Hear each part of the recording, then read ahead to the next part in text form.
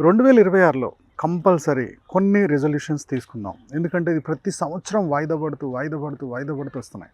మరి ఎక్కడో అక్కడ ఫుల్ స్టాప్ పెట్టాలి కదా. సో ఇప్పుడు ఆ ఫుల్ స్టాప్ పెట్టడానికి మనం కొన్ని డెసిషన్స్ తీసుకుందాం. యూట్యూబ్ నుంచి మీ వీడియో అప్లోడ్ చేయగానే నోటిఫికేషన్ రావట్లేదు అని చెప్పి చాలామంది సబ్స్క్రైబర్స్ ఈ మధ్య కంప్లైంట్ రైజ్ చేస్తున్నారు. అందుకని చెప్పేసి మనం ఏం చేసామంటే డిస్క్రిప్షన్లో వాట్సాప్ ఛానల్ లింక్ ఇస్తున్నాను, టెలిగ్రామ్ ఛానల్ లింక్ ఇస్తున్నాను, అలాగే వాట్సాప్ గ్రూప్ లింక్ కూడా ఇస్తున్నాను. నేను యూట్యూబ్లో వీడియో అప్లోడ్ చేయగానే ఇమీడియట్గా ఆ వీడియోని ఈ టెలిగ్రామ్ ఛానల్లో, వాట్సాప్ ఛానల్లో కూడా పబ్లిష్ చేస్తున్నాను.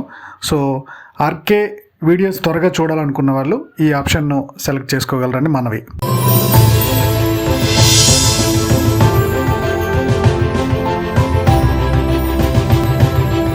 సో మీరు తీసుకోవాల్సిన డెసిషన్లో ఫస్ట్ డెసిషన్ వచ్చేసి ఇన్సూరెన్స్ ప్లాన్ చేసేసుకోండి. Term insurance, health insurance. Next year తీసుకుందాం అనుకొని వాయిదా వేస్తూ వస్తారు. సడన్గా సంపాదిస్తున్న వ్యక్తికి ఏమన్నా అయితే ఆ ఫ్యామిలీ పిల్లల చదువు లేకుండా ఫ్యామిలీ సర్వే అవ్వడానికి హెల్ప్ అయ్యే ఆప్షన్. ఫస్ట్ 2026లో మీరు తీసుకోవాల్సిన మొట్టమొదటి decision protection, health insurance, term ఇన్సూరెన్సే. హెల్త్ ఇన్సూరెన్స్ అప్పుల పాలు కాకుండా కాపాడుద్ది. ఎంతో కొంత మనకు కవరేజ్ అయితే వస్తుంది. అది 80%, 90%, 100% వచ్చేటివి కూడా ఉన్నాయి. మనం ప్లాన్ చేసుకునే దాన్ని బట్టి హెల్త్ ఇన్సూరెన్స్ ఉంటే అప్పుల పాలు కాకుండా ఉంటాం. 80% మిడిల్ క్లాస్ పర్సన్స్ లో మిడిల్ క్లాస్ అవ్వడానికి one of the reason hospital ఖర్చులే. ఈ హాస్పిటల్ ఖర్చులకు మనం ఎంతో కొంత ప్రిపేర్ అయ్యి ఉంటే అప్పుడు మనం ఫైనాన్షియల్గా డిస్టర్బ్ అవ్వకుండా ఉంటాం. సెకండ్ ఆప్షన్ వచ్చేసి ఇన్వెస్ట్మెంట్. చాలామంది ఎస్ఐపి నెక్స్ట్ ఇయర్ స్టార్ట్ చేద్దాం, లేకపోతే గోల్డ్ తర్వాత కొందాం, ఆ నెక్స్ట్ ఇయర్ కొందాం, ఖర్చులు పెరుగుతున్నాయి కదా, ఇలా చూస్తూ ఉంటారు. ఇది ప్రతి సంవత్సరం ఉండే గొడవ. మాకు శాలరీ పెరిగితే పెంచుదాం అనుకుంటారు, ఈ లోపు ధరలు కూడా పెరుగుతాయి, ఖర్చులు కూడా పెరుగుతాయి. కాదు, ఏది ఏమైనా 20% నేను ఇన్వెస్ట్మెంట్ చెయ్యాలి అనే ఆప్షన్ గట్టిగా ఫిక్స్ అవ్వండి. 20% నీకు ఎంత శాలరీ వస్తుంది, దాంట్లో 20% నా ఇన్వెస్ట్మెంట్ ఆప్షన్ అని డిసైడ్ అవ్వండి.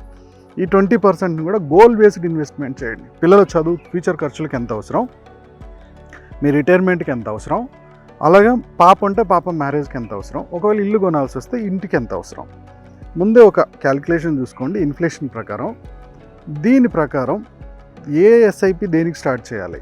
పిల్లల చదువుకో ఎస్ఐపి, మ్యారేజ్కో ఎస్ఐపి, మీ రిటైర్మెంట్కి ఎన్పిఎస్, పీపీఎఫ్, లేకపోతే ఈపీఎఫ్ ఉంటే ఈపీఎఫ్ కంటిన్యూ చేస్తూ, మీరు ఇల్లు కోసం అయితే ఇంకొక మ్యూచువల్ ఫండ్.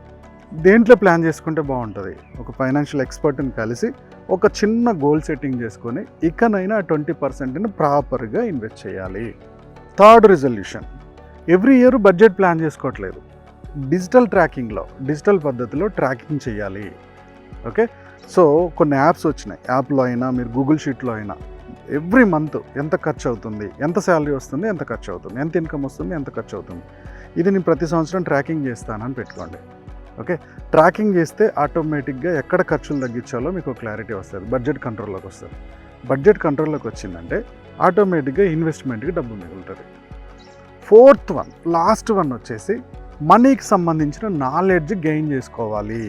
ఓన్లీ యూట్యూబ్లో ఒక మ్యూచువల్ ఫండ్ ఎవరో చెప్పారు అది ఇన్వెస్ట్ చేయడం, స్టాక్స్ ఎవరో చెప్పారు అది ఇన్వెస్ట్ చేయడం కాదు.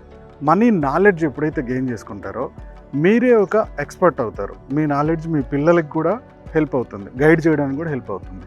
సో ఆ నాలెడ్జ్ మనకు లేకనే ఇక్కడ ఉండిపోయాం. మనం నేర్చుకుందైనా నెక్స్ట్ జనరేషన్కి నేర్పించాలంటే మనకు ఆ నాలెడ్జ్ చాలా చాలా అవసరం.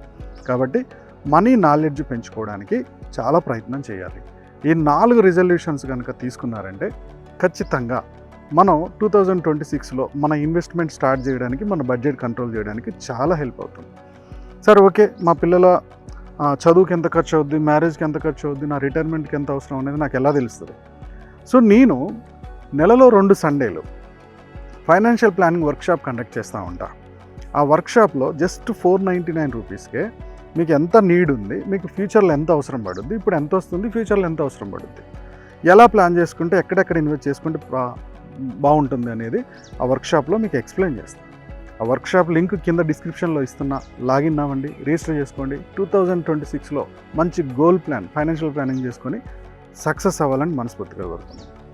ఈ వీడియో మీకు నచ్చినట్టయితే లైక్ చేయడం, కామెంట్ చేయడం, షేర్ చేయడం మర్చిపోవద్దు. మా యూట్యూబ్ ఛానల్ చూస్తున్నా మా వ్యూవర్స్ అండ్ సబ్స్క్రైబర్స్ లైఫ్లో ఎప్పుడు కూడా గొప్పగా స్థిరపడాలని కోరుకోవడంలో మీ మనీ మంత్ర ఆర్కే ముందుంటాడు. Go self made.